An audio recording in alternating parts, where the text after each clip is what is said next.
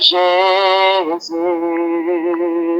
Béni soit ton nom, Seigneur Jésus. Béni soit ton nom, Yahweh Jireh, tu es là, Papa.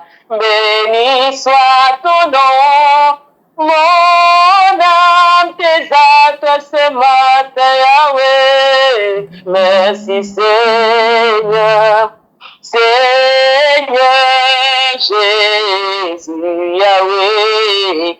Merci Seigneur, avec toi tout est possible, Yahweh. Merci Seigneur, nous croyons que tu agis, Papa. Merci Seigneur, nous te disons merci Seigneur, Yahweh. Merci Seigneur pour ce beau privilège que tu nous donnes, Papa. Merci Seigneur, nous te disons règne à jamais, Yahweh, règne à jamais. Nous te disons règne à jamais, Yahweh, règne à jamais. Dans nos vies, tu es élevé, Yahweh. Règne à jamais. Seigneur, nous prions que tu règnes. Nous prions que tu règnes, Seigneur. Nous prions que tu règnes, Papa. Là où se trouve chaque lumière, Père éternel, rassemblée ce matin. Nous voulons que tu règnes, Seigneur. Nous prions, Seigneur, que toi seul, Papa, que toi seul, que toi seul, que toi seul règne. En ce lieu, nous prions afin que toi seul règne. Bien-aimé, là où tu es, tu vas élever ta voix ce matin et tu vas prier afin que le son de l'agneau te sanctifie, que le son de l'agneau te purifie ce matin, afin que tu sois, que le Seigneur te trouve vraiment digne d'être dans sa présence. C'est un privilège. Alors invoque le son de Jésus. Invoque le sang de Jésus et lave, purifie ton corps par le sang de Jésus. Purifie ton âme, purifie ton esprit, purifie toutes choses en ce lieu, afin que rien ne t'accuse, afin que rien ne t'accuse ce matin. Seigneur, je prie, Dieu de gloire, afin que, Papa, le sang de l'agneau, ce sang qui a été coulé à la croix de Golgotha, me purifie ce matin. Et ce sang, malgré dans ta présence éternelle, de salut, Papa. Merci, on peut se tenir devant toi sans être pur, Seigneur. C'est pour ça que je prie ensemble avec les lumières ce matin. Nous prions, Papa, afin que le sang qui a été versé à la croix pour nous, nous purifie, nous sanctifie, nous lave, nous rende dignes d'être dans ta présence. Papa, merci pour ton sang qui nous lave. Merci pour ton sang qui nous purifie ce matin. Seigneur, merci, éternel, des années pour tout ce que tu fais. Merci pour ton sang qui valait quelque chose. Merci pour ce sang qui nous purifie, Seigneur, ce matin. Dans le nom puissant de Jésus-Christ de Nazareth.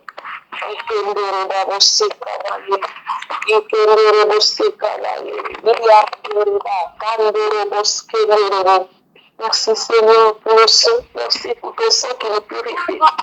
Merci pour ton sang qui nous lave. Merci pour ton sang qui nous amène à ta présence, Seigneur. Alléluia. Sois béni. Alléluia, Seigneur.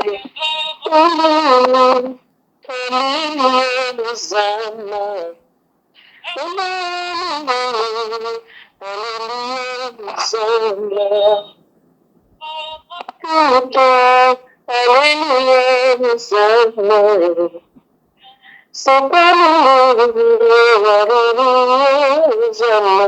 nous allons ce matin ouvrir nos Bibles. Nous allons parler ce matin dans le livre de 2 Rois. Ce matin, dans le livre de 2 Rois 5. Nous allons parler d'un homme. Ça parle d'un homme lépreux. Nous allons commencer à partir du verset 10 parce que ce verset, il est long. verset 10 au moins jusqu'au verset 14. Alléluia.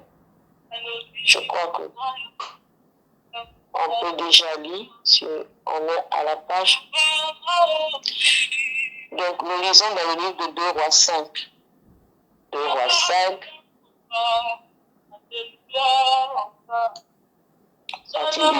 Verset 10 jusqu'au verset 14. Alléluia. Alléluia. Amen. Essayez de lire avec nous. Amen. Oui, on peut lire. 2 Rois 5, à partir du verset 10. Élisée lui fit dire par un messager, va et lave-toi 7 fois dans le Jourdain.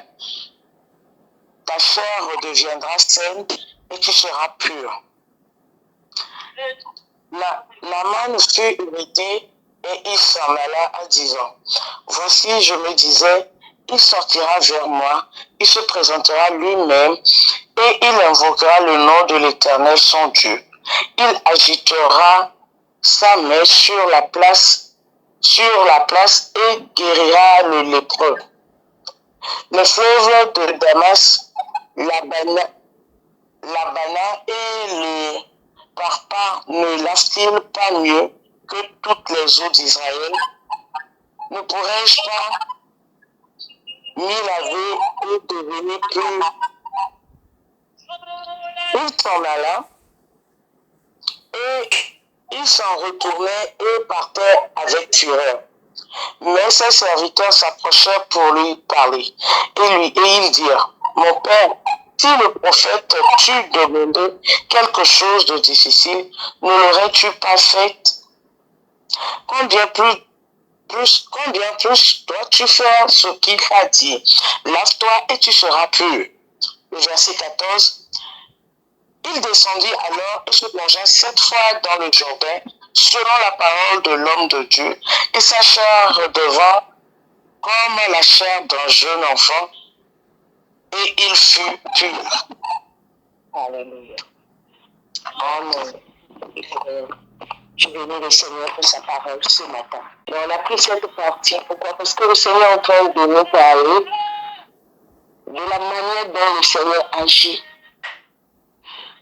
Ce temps n'est pas habitué à des hommes, à un mode de vie, à un protocole donné. Il sait comment les choses se passent.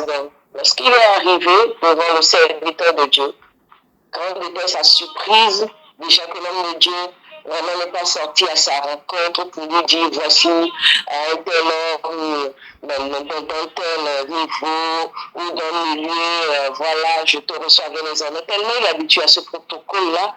Mais lorsqu'il est arrivé vers l'homme de Dieu a juste envoyé un message à lui dire d'aller se baigner 7 fois dans le Jourdain. Mais cet homme a été irrité, il était fâché, il était frustré parce que, un, on n'a pas reconnu sa valeur. Deux, on lui demande juste, on envoie un serviteur, lui dit, va te baigner 7 fois et tu seras pur.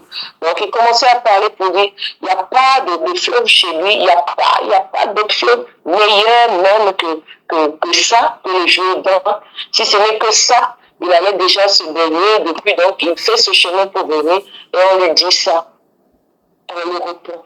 Ça te coûte quoi d'obéir tout simplement et de te baigner dans ce Jourdain? Ça te coûte quoi? Fais simplement ce que l'homme de Dieu est en train de dire parce que ça ne te coûte rien. Et finalement, il est allé et il est rentré. Il s'est baigné 7 fois et il a vu le résultat. La Bible dit qu'il a eu sa peau qui est devenue comme la peau d'un jeune enfant. Seigneur, je prie afin que nous puissions comprendre ta pensée ce matin. Parce que tu as quelque chose à nous dire. Je sais et je te fais confiance. Je sais que ce matin, tu feras, Seigneur, ce que tu as prévu. Dans le nom puissant de Jésus. Amen. Voilà cet homme qui est vraiment habitué au protocole et tout ça là. Il a été reçu autrement. Voilà ce que le texte dit. Mais ce matin, qu'est-ce que le Seigneur est en train de nous dire? Le Seigneur n'agit pas souvent de la manière dont nous pensons que le Seigneur va agir.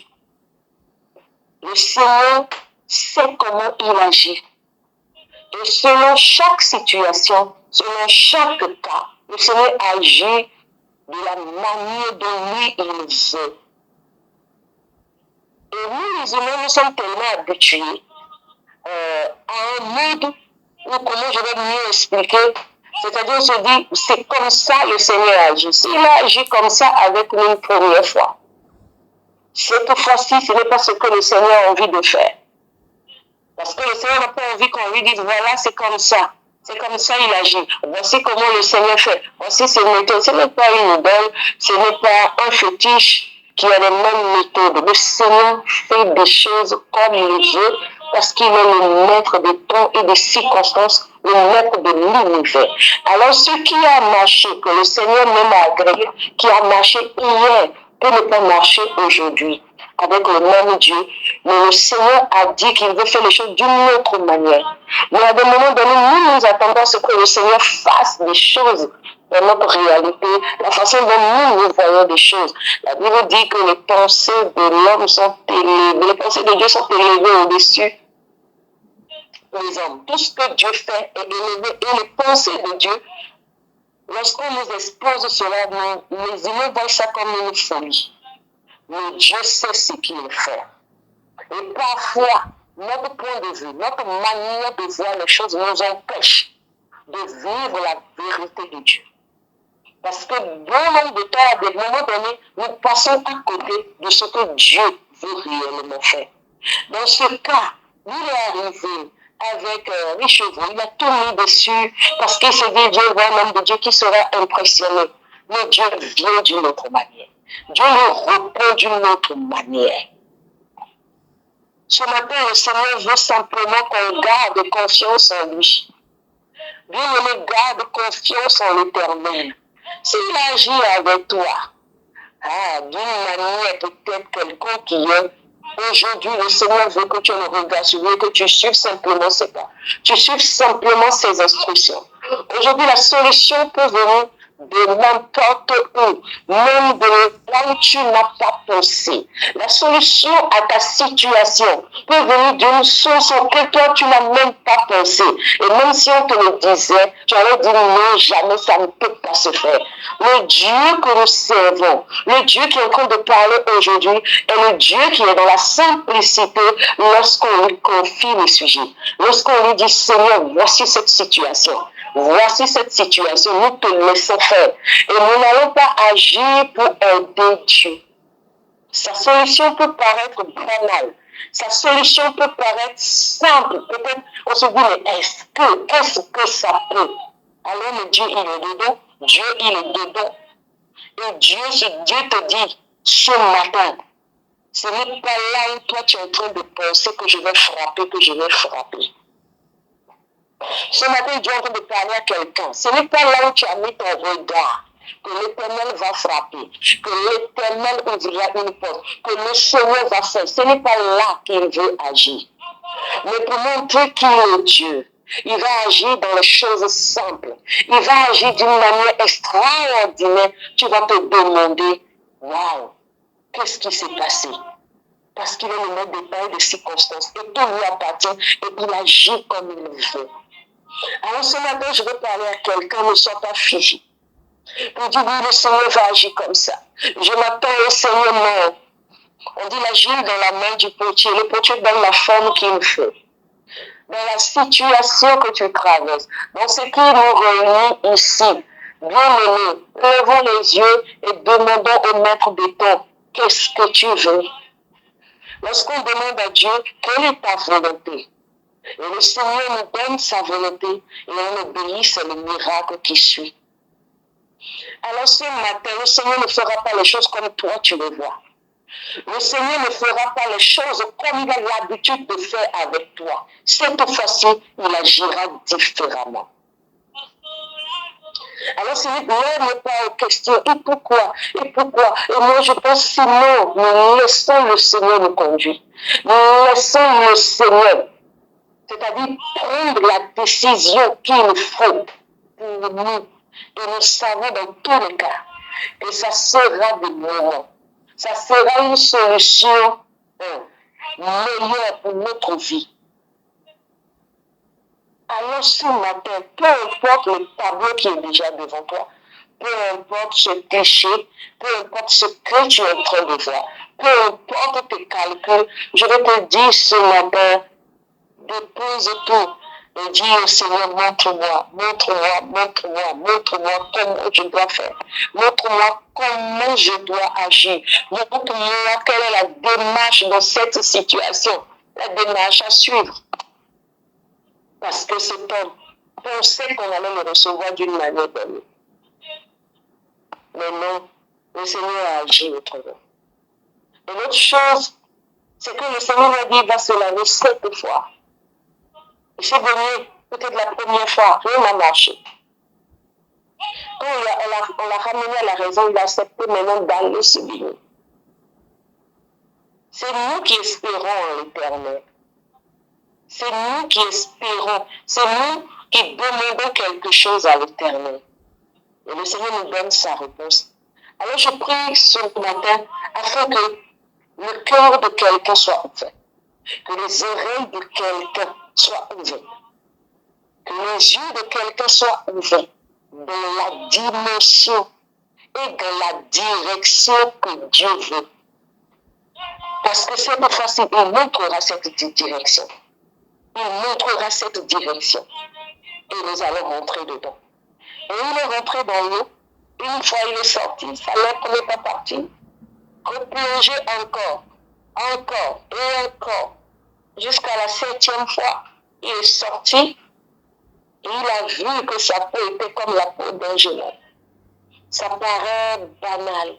Ça paraît qu'il n'y a rien, quoi. Ça n'a pas de valeur. C'est tellement simple. Mais le Dieu qui a divisé la mer aujourd'hui en deux, qui a fait un truc de ouf, de waouh, c'est ce même Dieu qui est le Dieu du Jourdain, qui demandait à cet homme de se baigner 7 fois. Alors ce Dieu est capable de faire des choses, waouh, lorsqu'on ouvre, on regarde, on se demande, mais waouh, qui l'a fait? Et ce même Dieu peut se lever aujourd'hui et agir dans la simplicité totale. C'est à nous de garder notre regard sur l'Éternel. Le regard fixé qu'on a sur l'Éternel, de ne pas détourner. Parce qu'il saura nous montrer le chemin. Il saura nous montrer le chemin, l'Éternel, notre Dieu, le chemin qu'il nous faut. Alors ce matin, peut-être tu es frappé à des portes. Peut-être tu vis une situation. On ne sait pas ce que tu vis. Mais tu espères que le Seigneur va faire. Et peut-être tu as mis tes yeux pour dire le Seigneur va frapper de ce côté. Mais ce matin, il te dit, observe-moi seulement. Ne mets tes yeux nulle part. Pose tes pas là où moi je te demande de les poser. Sans poser de questions. Ce matin, le Seigneur est en train de nous dire, pose tout simplement. L'obéissance tout simplement à la chose qu'il va te donner, à la direction qu'il va te donner. Pose simplement le pas.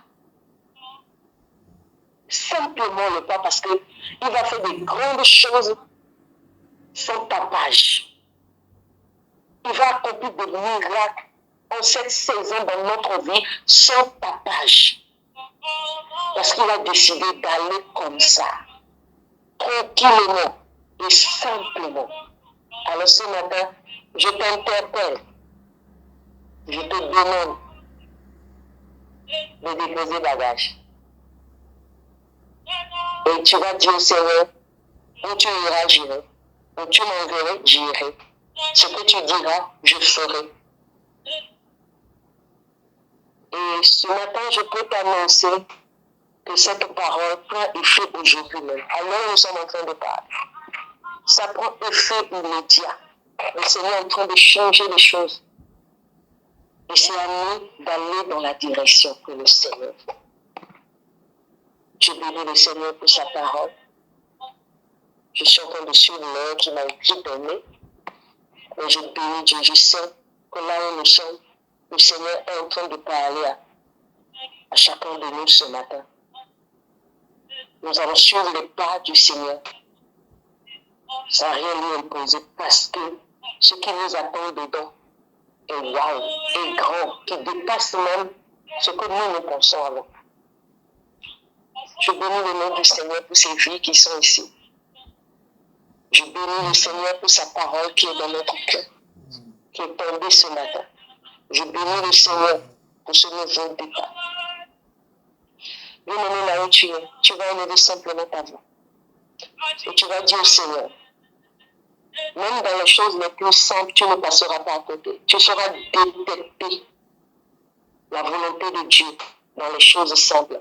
Tu sauras détecter le temps favorable de Dieu pour toi en cette saison. Tu te laisseras conduire par l'Esprit de Dieu. Bien-aimé, là où tu es, élève ta voix et prie ce matin. Seigneur, je viens devant toi. Comme tu as dit, Seigneur, tu es dans les choses. En cette saison, tu es dans les choses simples. Les choses qui ne feront pas de bruit, mais qui vont sonner très fort. Seigneur, je prie ce matin, afin que de la même manière que tu as livré ta parole, Papa, que notre esprit soit connecté à ton esprit pour cerner ta volonté du moment, pour t'obéir, pour poser le pas. Seigneur, je prie, Éternel des amours, afin que ton esprit avec notre esprit ensemble en fusion, Papa, que nous posions le pas là où toi tu fais. Nous refusons les préjugés, nous refusons de voir par nous-mêmes. Mais cette fois-ci, nous voulons voir par toi. Nous voulons voir par toi dans le nom puissant de Jésus-Christ de Nazareth. Seigneur, sois béni, sois élevé. Nous allons encore élever la voix, nous allons dire à notre Dieu. Nous n'allons pas passer à côté. Nous allons rester connectés à ce que tu veux faire. Nous allons rester connectés à ce que tu veux faire. Nous voulons être sensibles, c'est-à-dire obéir à ta volonté. Même si elle paraît bizarre, nous voulons obéir. Lève ta voix et prie. Seigneur, je veux obéir à ta volonté. Je veux obéir, prends-moi, Éternel, des armées. Dans cette saison, à te voir, Papa, dans les choses même les plus simples. Lorsque tu décideras de faire quoi que ce soit, Seigneur, pour nous, que les yeux captent que l'Éternel est dans ce vent simple doux. Père, je bénis ton nom pour les vies qui sont ici ce matin. Dans le nom puissant de Jésus-Christ de Nazareth. Amen.